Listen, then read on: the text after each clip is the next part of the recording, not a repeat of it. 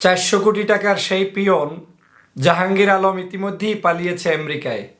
আপনারা জানেন যে শেখ হাসিনা গতকালকে বলেছিল যে তার পিয়ন হেলিকপ্টার ছাড়া চলে না, 400 কোটি টাকার সম্পদ রয়েছে সেই পিয়নের। আমি তখনই বলেছিলাম যে শেখ হাসিনা শুধুমাত্র পিয়ন, চাকর, বাকর, ড্রাইভার এদের নামগুলো সামনে এনে নিজেকে জাহের করতে চাচ্ছেন যে তিনি এদেশে দুর্নীতির বিরুদ্ধে লড়াই করছেন, কিন্তু আদতে শেখ হাসিনা দুর্নীতির বিরুদ্ধে কোনো লড়াই করছে না, বরং দুর্নীতিগ্রস্ত মানুষদেরকে সুপ্রতিষ্ঠিত করতেই ভূমিকা পালন করে যাচ্ছেন শেখ হাসিনা।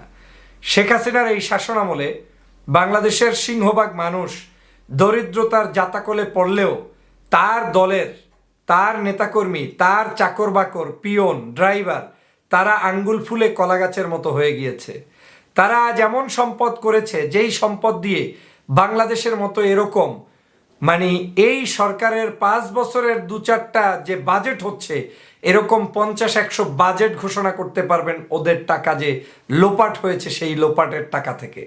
আজকের এমন অবস্থা হয়েছে যে শেখ হাসিনা মিথ্যা বলে শুধু মানুষকে বিভাজন সৃষ্টি করতে চাচ্ছে। তিনি বলছে তিনি যেন নিষ্পাপ, তিনি বলছে তিনি দুর্নীতির বিরুদ্ধে জিরো টলারেন্স নীতি, অথচ এই জাহাঙ্গীর এখন আমেরিকায় পালিয়ে গেল কার সহযোগিতায়? এই নামটা শুধুমাত্র শেখ হাসিনা ব্যবহার করছে এতটুকু নিশ্চিত হয়ে যে জাহাঙ্গীর আমেরিকায় পালিয়ে গিয়েছে। পালানোর আগে তিনি বলেন নাই, যখন তিনি পালিয়ে গিয়েছে নিশ্চিত হয়েছে, আপার সাথে ফোনে কথা বলেছে, আপা নিশ্চিত হয়েছে জাহাঙ্গীর হেফাজতে আছে, টাকা পয়সাও নিয়ে যেতে পেরেছে, তখন এসে আপনি কি করলেন? জাহাঙ্গীরের নাম নিয়ে আপনি একটা বিজ্ঞাপন দিয়ে দিলেন, বিজ্ঞপ্তি দিয়ে দিলেন, আর তখন আপনি ব্যাংকের আপনার কি বলে টাকা পয়সা ক্রোক করার নির্দেশ দেওয়ার জন্য বিভিন্ন সংস্থা সামনে আসলো। কিন্তু আদতে কি ব্যাংকে কোনো টাকা এখন আর আছে? যেই লোক আমেরিকায় চলে গিয়েছে সেই লোকের নাম আপনি গতকালকে বলে দিয়ে লাভটা কি? তার মানে শেখ হাসিনা যাদের নাম বলবে আপনি মনে রাখবেন প্রত্যেককে তিনি সবার আগে হেফাজতে পাঠিয়ে তারপরে নাম বলবেন।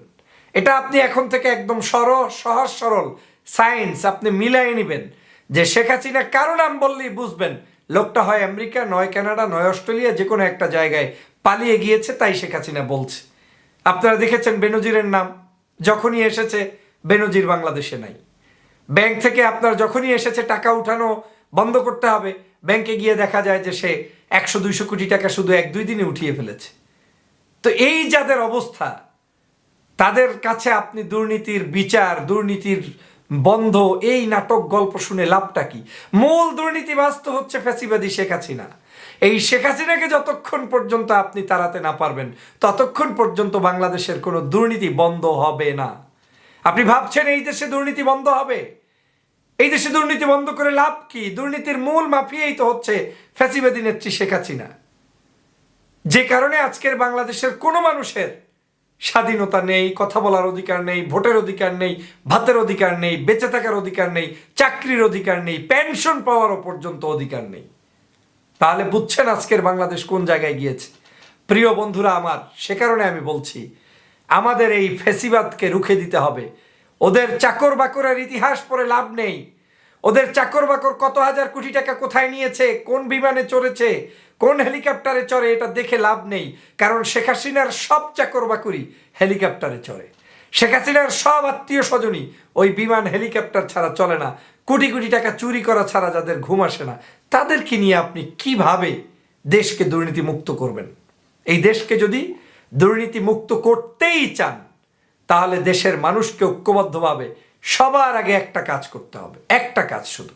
সেই কাজটা হচ্ছে ফ্যাসিবাদের হাত থেকে বাংলাদেশকে মুক্ত করা। যদি সেটা করতে পারেন, ইনশাআল্লাহ এই ফ্যাসিবাদের পতন হলে বাংলাদেশ অটোমেটিক ঠিক হয়ে যাবে। সবাইকে ধন্যবাদ।